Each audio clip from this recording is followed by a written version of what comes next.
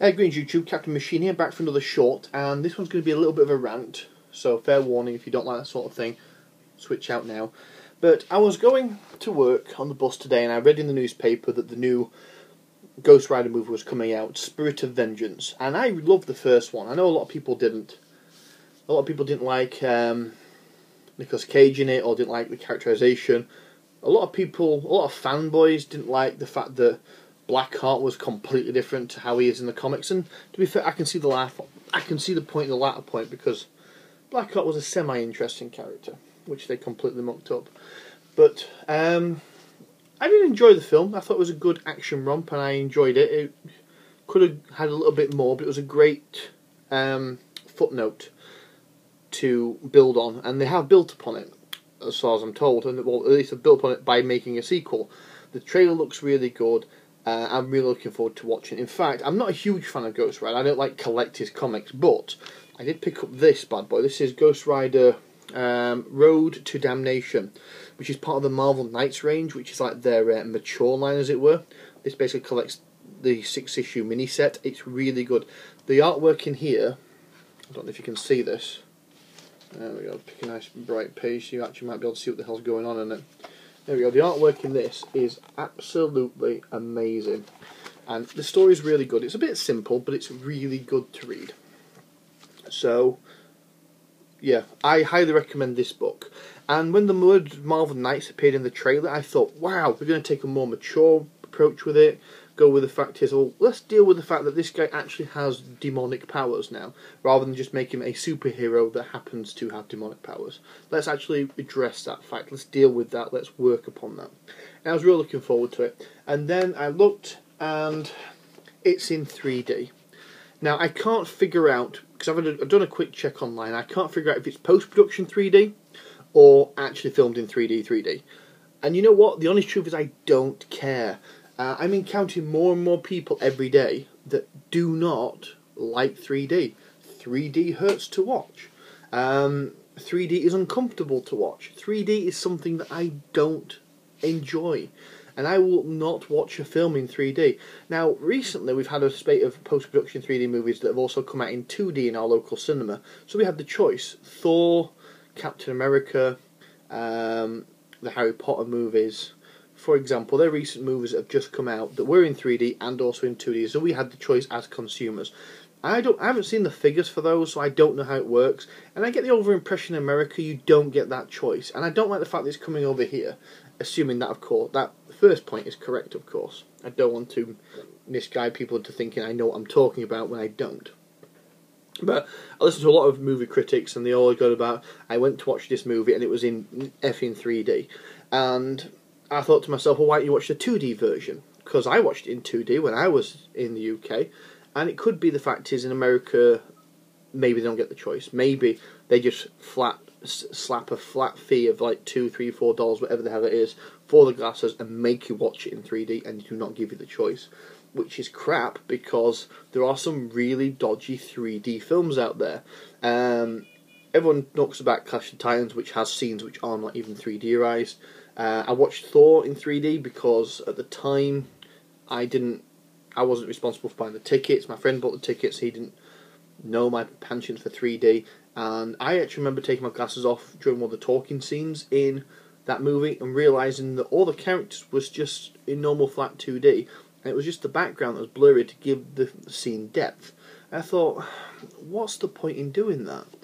I must admit, I watched 3D in Avatar and it was okay. I quite enjoyed it. I watched it in 2D later on DVD, and I found out 3D added almost nothing to the experience apart from a little bit of depth to the universe that they were creating with Pandora. I think it's Pandora? I could be wrong.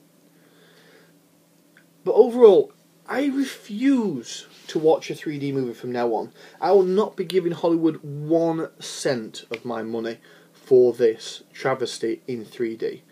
I'm not saying travesty in the fact that the film is going to be terrible. I'm really looking forward to watching the film. But you know what? I'm not going to give you 1 penny of this for this movie. I'm not going to support this movie in any way, because you know what? My alternatives are to paying £7 to watch it in 3D in a cinema, is to pay £15 on release 2 months later to watch it in 2D on DVD. I refuse to do both. What I'm going to do is I'm going to wait for the DVD to come out in the rental. I'm going to rent it, and they're going to, like, a couple of pennies from the batch price that the rental company pays for that is what they're going to get from me, and that's it. Now, I know it's petty, I know it's selfish, and I know that if everybody did this, it would drive the franchise into the ground, which is something I don't want, but I honestly believe that Hollywood is going that direction anyway. 3D is a horrible, horrible gimmick, and I don't understand why they do it. I don't understand why they put the points into it, because when you've got films like Chronicle coming out, which is a spectacular superhero-esque movie, really good action movie, really good sci-fi movie, depending on how you want to look at it, coming out in 2D. You've got The Woman in Black, a really good horror movie, coming out in 2D. In fact, all the good films you ever watched last year, probably in 2D. All the good films you remember watching out your past, probably in 2D. Is 3D Star Wars any good? No, because it's all blurry in post-production. It's fine when the image is still, but when things are moving around, it gets really blurry really quick. Why the hell would you want to pay to watch that when you can watch the DVD? Then again, admittedly, why would you want to watch episode 1 again? But that's a different point entirely. Yeah, I'm afraid that Hollywood are killing really good franchises by wedging them in 3D and not giving us the choice.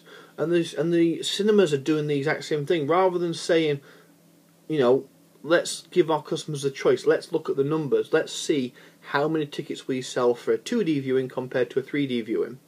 Now, I understand there's probably a profit margin on top of those freaking glasses to give you, because they can't be that expensive to manufacture, because they just give them away by the bucket load. They don't care. And you get a fresh set every time you show up. So if you go to watch, like, say, 2 or 3 3D viewings in a week, you get 3 glasses. You know, you can't, for example, take your own glasses and get a discount. Actually, yeah, that is a point, actually, because you can actually buy custom glasses that for 3D movies, and I don't think the cinema gives you a discount for using your own glasses. So it's purely a profit thing. And it saddens me that the movie industry is going in this direction. The big studios are losing touch. They're losing the point. 3D was a lovely gimmick when it came out. It was really fun to watch. But by the time the adverts are over and the first action sequences are started on a movie, my eyes hurt. And if I'm in pain, I don't enjoy my experience. And that may be why I didn't view 4 that highly, because I had to watch it in 3D. So by the end of the movie, I was glad it was over. It was alright, okay movie. Thinking back, looking at the scenes in retrospect, it was actually an okay movie. Maybe the plot was a little bit disjointed here and there, but then again, you know, it's an action movie. What would you expect? Not Shakespeare. But the point is, I look back at it, but I was so glad that movie was over by the time I got out of the cinema, because my eyes were stinging. My head was hurting. And I know not everyone has this problem, but I speak to so many people that have the exact same problem. And I speak to so many people that say they do not watch 3D movies either. But yet, I know the vast majority of people in that cinema probably have the same complaints, but go anyway. Why? As consumers, we need to stand up, we need to be counted, we need to say, look, we're not going to pay for this shit. Right? The honest truth of the matter is, I will not be putting 1 penny into Ghost Rider on Spirit of Vengeance until it's on the bargain bins in Christmas time, when it'll be about £5. Which point it'll be actually the price of a cinema ticket. Up until then, I'm only going to rent it once, and if I like it, I may buy it when it's cheap at Christmas. Rant over. Thanks for your time, guys.